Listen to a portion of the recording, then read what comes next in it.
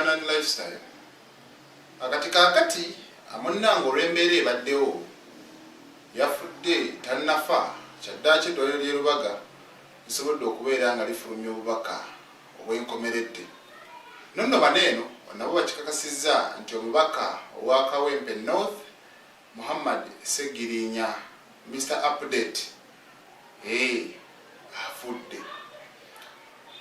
Maama w'omugenzi yasoose n'abikira abantu ab'enjawulo era mu kubabikira nabo be bagenze maaso n'okubeera nga bategeeza eggwanga.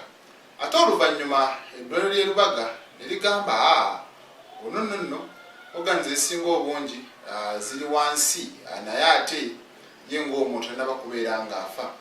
Era awo abantu bagenda maaso n'okubeera nga basaba essaala era ne baguma ne bagamba osanga Katonda asobola omwongera omukisa ogwokubiri. Naye amawulire ag'ennaku nti ate asobodde kubeera nga amunnange awona.